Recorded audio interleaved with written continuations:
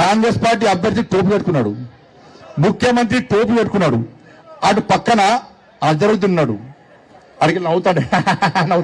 काफी सारे लोगों के दिलों को तकलीफ हो रही है क्योंकि ज़ोहरान ममदानी न्यूयॉर्क के मेयर बन चुके हैं। जाफरानी जमात के अलावा सऊदी अरब के चाहने वाले भी ज़ोहरान ममदानी के वीडियोस को शेयर कर रहे हैं, इनको निशाना बना रहे हैं क्योंकि ये एक शिया मुस्लिम है कहकर।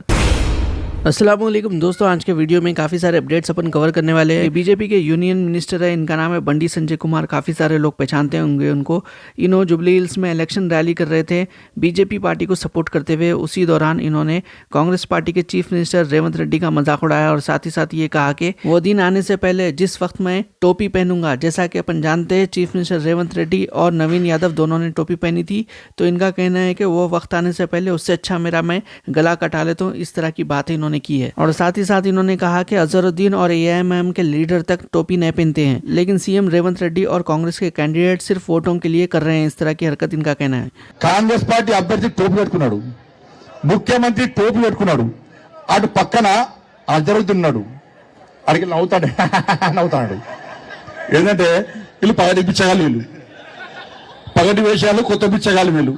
వీళ్ళే మనుషులు రా భయ్. నేనే టోపీ పెట్టుకోలే, టోపీ పెట్టుకోవాల్సి పెట్టుకోలే, ఎవరు పెట్టుకుంటారు పెట్టుకున్నా టోపీ. వాడు అవుతాడు, వీడు మా ఓట్ల కోసం మా చుట్టూ గిట్లా తిరుగుతారా వీళ్ళు అని కలిసే నాకు. నేనన్నా రేవంత్ రెడ్డి ఇలా అజరుద్దీన్కి టోపీ పెట్టకుండా నువ్వు పెట్టుకున్నావు చూసినావా, నాకు వేణుమాధవ్ గుర్తొచ్చింది అన్న। जुबली हिल्स इलेक्शन को लेकर कुछ फोटोज़ निकल के सामने आई है। अब देखिए कांग्रेस पार्टी के जो बड़े लीडर्स बी टीम कहा करते थे वो लोग भी आज मजलिस का सहारा ले रहे हैं और बिहार का जो इलेक्शन चल रहा उसमें भी बी टीम बोले थे।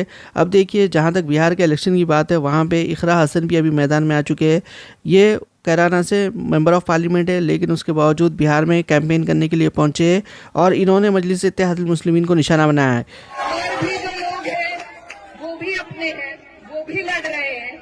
लेकिन मेरा बस आपसे ये सवाल है कि वोट डालने से पहले ये सोचिए कि क्या वो सरकार बना सकते हैं।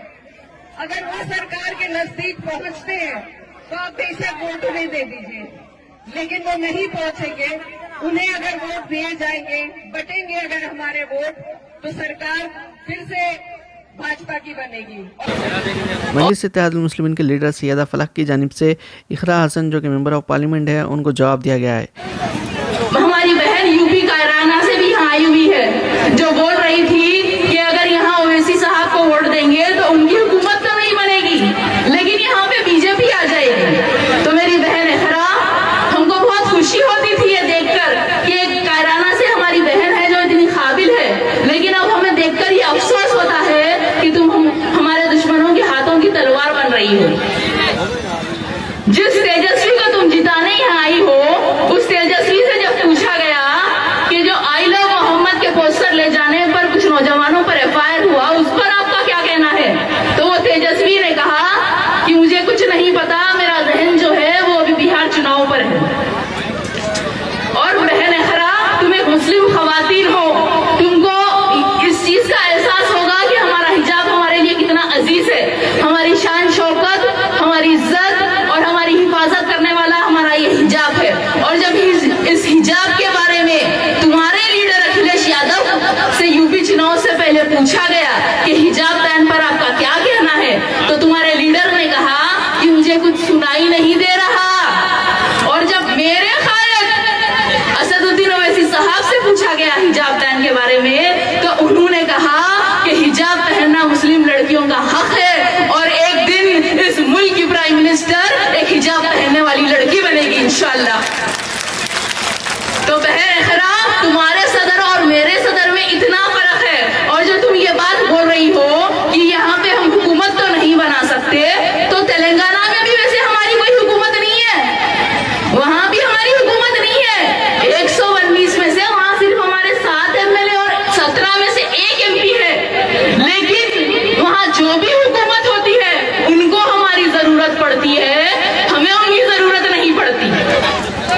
वो हमारे इतिहास की ताकत से मजबूर हो जाते हैं। वहां जहाँ कोई भी हुकूमत आती है वो हमारे इशारों पे नाचती है, हम उनके इशारों पे नहीं नाचते। तो हम यहाँ सीमांचल बिहार में भी हुकूमत बनाने नहीं आए हैं, हम सिर्फ इतना चाहते हैं कि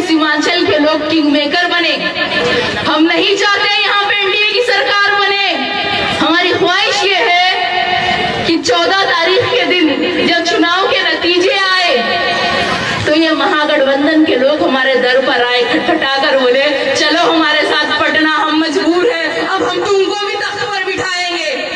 और अगर इंशाअल्लाह हम ये करने में कामयाब हो गए तो पूरे हिंदुस्तान के रियासतों को एक पैगाम जाएगा कि अगर मुसलमान मुत्तहिद हो जाए तो हम हमारी इत्तेहाद की ताकत से यहाँ की हुकूमतों को झुका सकते हैं।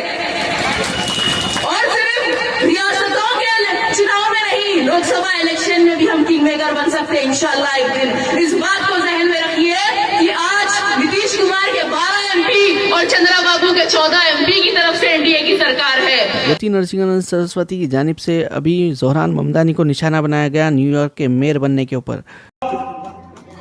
महाविनाश की वेला है और हम सनातन के सूर्यास्त पर हैं। हम सनातन, ये जो 47 की बात चल रही है, ये हमारा मूर्ख बनाने के लिए चल रही है। केवल 29 और ज्यादा से ज्यादा 34 धरती भागने के लिए समाप्त हो चुकी है।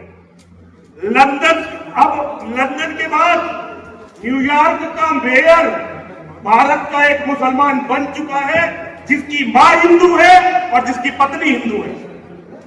इसका अर्थ है कि महाविनाश की वेला है। लेकिन दुधेश्वर महादेव, मेरी मां और मेरे महादेव, आप सभी को विश्वास दिलाता हूं। और सिर्फ इकरा हसन नहीं बल्कि इमरान प्रतापगढ़ी जो कि मेंबर ऑफ पार्लियामेंट है राज्यसभा के कांग्रेस पार्टी से, इन्होंने भी मजलिस इत्तेहादुल मुस्लिमीन को निशाना बनाया है जो बिहार इलेक्शन चल रहे हैं उस दौरान, और ख़ासकर जुबलील का ये जिक्र कर रहे हैं बार बार। आपके बीच में आपसे आके कह रहे हैं कि कांग्रेस को वोट दोगे तो दरी बिछाओगे, ये कह रहे हैं ना, यही गाली दे रहे हैं ना।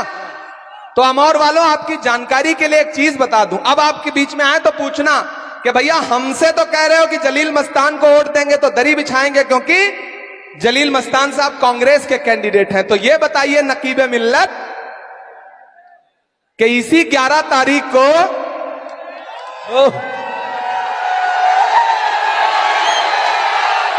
इसी 11 तारीख को जब यहां वोट पड़ रहा होगा, उसी समय हैदराबाद में भी एक सीट पर चुनाव हो रहा है।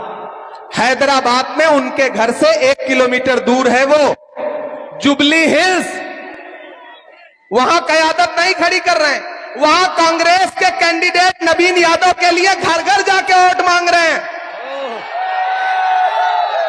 वो कांग्रेस के कैंडिडेट के लिए वोट मांगे तो सियासत और हिकमत, आप कांग्रेस के कैंडिडेट को वोट दे दो तो दरी बिछाना, क्या है ये कौन सी दोगली सियासत है? जैसे आप समझ रहे हो कि कांग्रेस की तेलंगाना में हुकूमत है तो हुकूमत का साथ देने के लिए, ताकि बीजेपी और टीआरएस वापस ना जाए, इसलिए कांग्रेस का साथ दे रहे हो। अरे तो अमौर वाले भी, सीमांचल वाले भी यहां से नरेंद्र मोदी और नीतीश कुमार की हुकूमत को उखाड़ फेंकने के लिए और महागठबंधन की सरकार बनाने के लिए जलील मस्तान को वोट दे रहे हैं। मतलब तुम्हारी समझदारी और अमौर के लोग समझदारी दिखाएं तो दरी बिछा रहे हैं। ये गाली मत सुनो, अब इन गालीबाज लोगों को जवाब दो, इनसे कहो कि हम मेहमान नवाज लोग हैं, कोई बरसाती परिंदा हमारे बीच में आएगा, हमारे बुजुर्गों को गाली देगा तो हम जवाब में तो कुछ नहीं कहेंगे, लेकिन 11 तारीख को अपना गुस्सा ईवीएम की हाथ छाप वाली बटन पे निकालेंगे। तो ये थे आज के अपडेट्स, और भी अपडेट्स के लिए चैनल को सब्सक्राइब कर लीजिए। इंशाल्लाह अगले वीडियो में मुलाकात होगी। अल्लाह हाफिज।